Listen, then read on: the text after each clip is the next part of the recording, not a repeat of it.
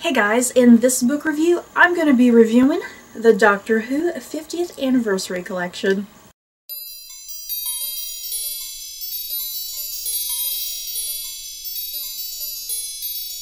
Okay, there are 11 books here, so obviously I'm not going to review every single one.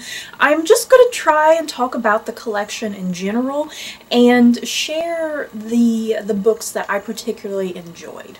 I got this entire 50th anniversary collection last Christmas, so I made it my mission to read one book a month, so I finished up in November. This is truly a beautiful set of books, and they are just so gorgeous on the shelf.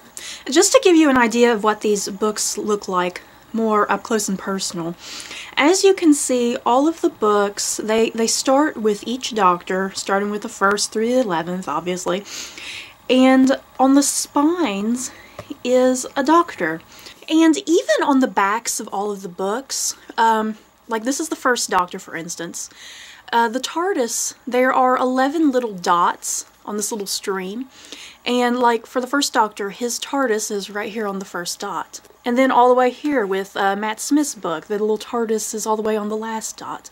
So I liked the attention to detail that was put on this 50th anniversary collection. But as far as the books go, I'll just go through each of them very quickly. 10 Little Aliens by Stephen Cole, featuring the 1st Doctor. Dreams of Empire by Justin Richards, featuring the 2nd Doctor. Last of the Gathering by Mark Gatiss, featuring the 3rd Doctor.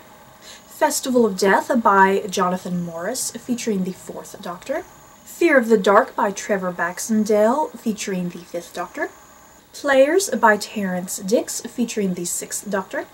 Remembrance of the Daleks by Ben Aronovich, featuring the 7th Doctor. Earthworld by Jacqueline Rayner, featuring the 8th Doctor. Only Human by Gareth Roberts, featuring the 9th Doctor. Beautiful Chaos by Gary Russell, featuring the 10th Doctor. And The Silent Stars Go By Dan Abnett, featuring the 11th Doctor. And I don't have a 12th Doctor. I would really love to see whoever put these books together. I would really love to see them do at least a special one for the 12th Doctor, so that way I have a pretty spine with the 12th Doctor, and then they all just go together. And apparently there's another collection out that features all of the monsters. There's 8 books, I believe, and I would really love to get that in the future because that would be really cool sitting alongside these. And then I'm also crossing my fingers for one featuring the companions, so that would be cool too. In general, for the most part, I really did enjoy this 50th anniversary collection. Some of the books were hit or miss. There were the ones that were really spectacular that I gave like 4 stars to. I'm not even sure if I gave a book 5 stars. I might have given one book 5 stars. But I think for the most part, I gave a few of them 4 stars. The majority of them I gave 3 stars. And then I think I only gave maybe 1 or 2 stars, and then I think I had a few that I gave 1 stars. So yeah, like I said, some of these are hit or miss. I'll tell you what my least favorite book in the series was, and that was Remembrance of the Daleks. This is just a novelization of one of the episodes, and this was an episode that I did see when BBC America was showing like a special episode per Doctor, leading up to the 50th anniversary last year. And yeah, I did see Remembrance of Daleks. I didn't need to sit and read it again. And I just thought this was horribly written, not very fun at all. I had no idea what was even going on. So yeah, this was one of the very few that I gave 1 stars to. My favorite book in this entire collection was definitely Festival of Death, and this might have been the one I gave 5 stars to. If I didn't give it 5 stars, I definitely did at least give it 4, and it was probably verging on 5 stars.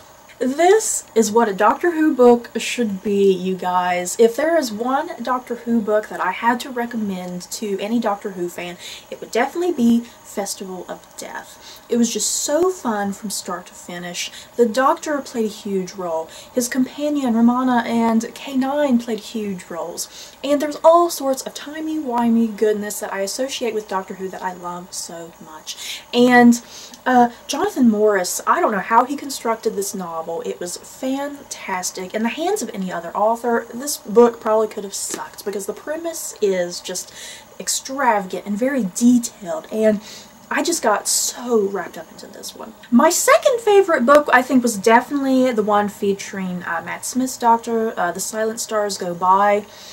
Easily my next favorite after Festival of Death. The Doctor and Amy and Rory, they all have their own roles in the narrative. The story is very easy to follow, and I think Dan Abnett captured each of the characters' voices very well, which I think is kind of hard to do, because in some of these other books I felt like the voices weren't coming across nearly any good.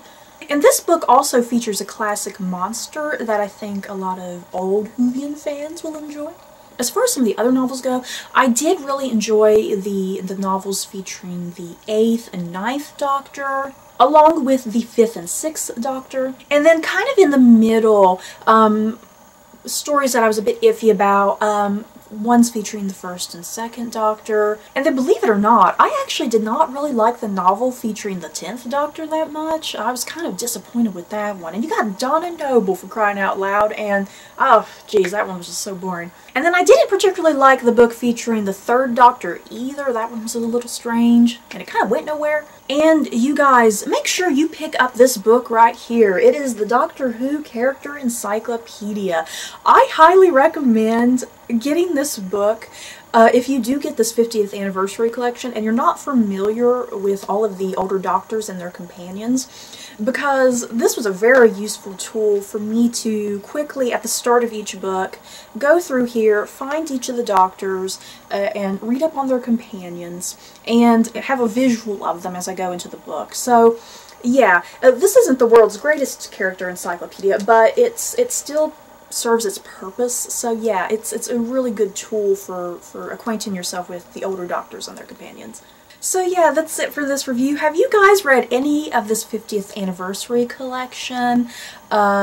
Tell me what you think in the comments below. And are there any other Doctor Who books besides the ones that I mentioned that I should maybe check out in the future? Because I really would love to read some more Doctor Who books, especially featuring the older Doctors. So that's it for this book review. I hope you guys enjoyed. Don't forget to like, comment, and subscribe. And if you liked this book review, you may like these other book reviews. Bye guys.